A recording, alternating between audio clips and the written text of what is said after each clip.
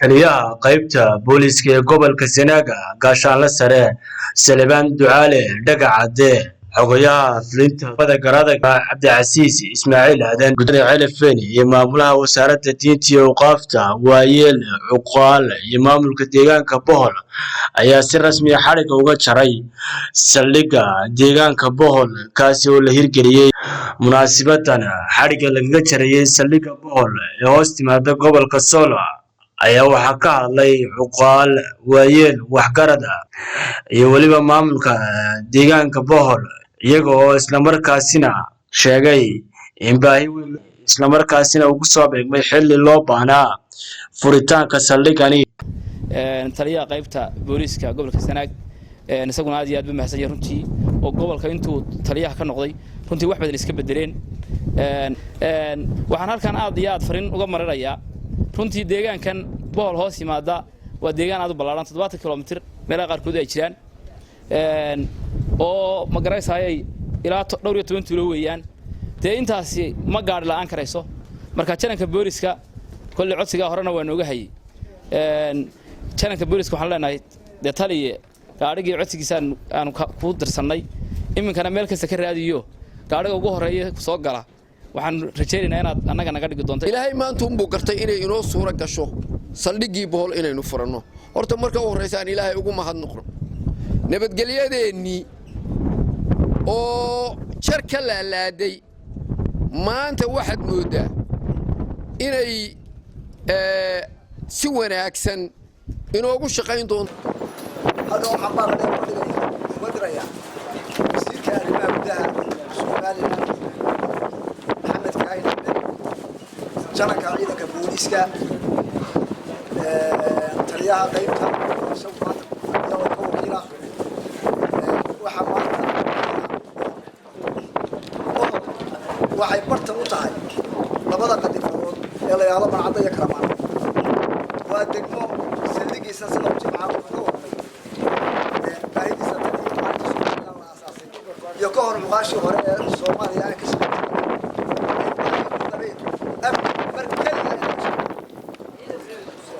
وحماد صواف سرمي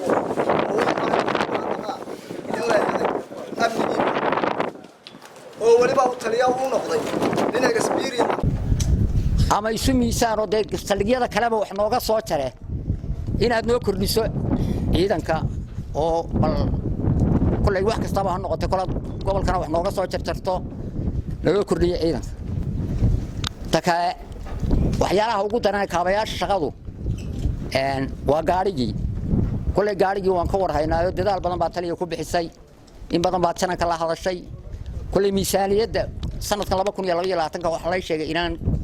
سيدو كنا كوينان قاعد يتكشرين لكن بطلي سيدي أدقول دداليسي إن قارجي أنا ددال عايز صارتو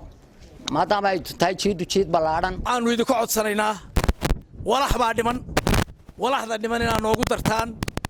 وحوي عيدا كواتي يسان وكردستان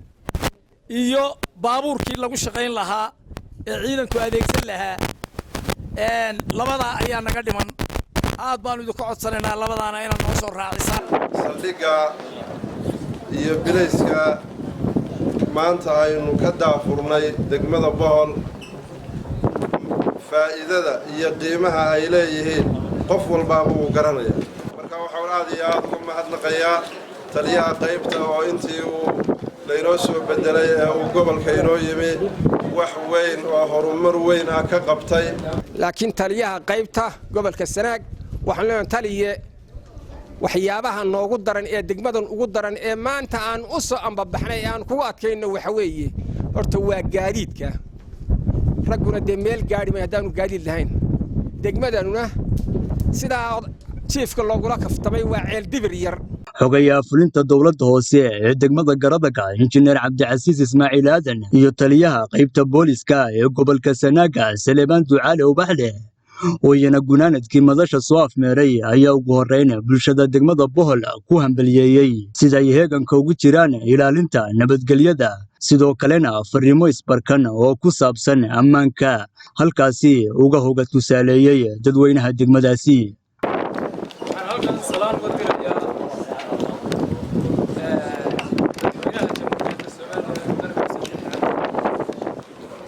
jananka ciidanka booliiska wasiirka wasaaradda arrimaha gudaha iyo dhammaan qarankaba si gaara kasta mas'uulkiisa magaciisa salaam uga diraya halkan mahadnaq ugu bilaabayaa taliye qaybeedka gobolka Sanaag oo nala jooga xadhiga inooga jaray saldhigga booliiska degmada Bohol waxa weeye arrin baahi weyn loo qabay oo aad iyo aad loogu baahnaa oo ka dayacnaayeen jiida inta leeg bilaa ciidanka ahayd waxa aad looga yaqaanay ahayd laakiin alxamdulillah maanta waxa weeye bulshada waa la gaaray walow aanay weli ay ciidankii bilaa gaari yihiin oo kaabayaashii shaqadu aad moodo inaanay weli dhammaystirnayn hase yeeshee waxaan halkan codsi toos uga dirayaa jaranka booliiska waxaan leeyahay ciidankii maanta reer Bohol waa degmadaas ciidankii waa ciidankii waa qaaway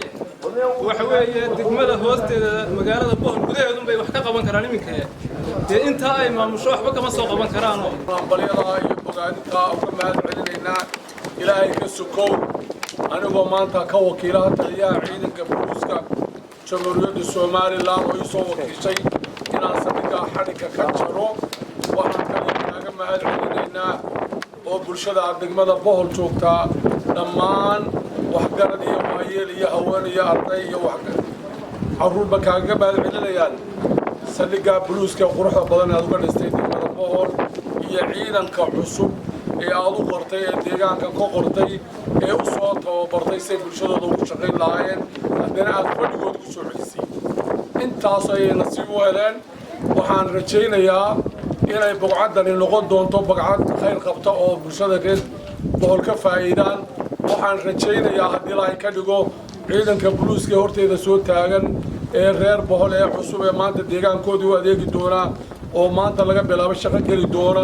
inay noqon doonaan ciidan kuwa khayr qaba oo bulshada iyo deegaankuba ka faa'iidaan waxaan mar labaad halkan ka sii ambaleynayaa xogayaha degmada garadag oo ilaa shalay aan wada shaqaynaynay maran garadag joognay xogayaha aan ugu mahad celinay Cabdisalaam Jaamac wararka telefishinka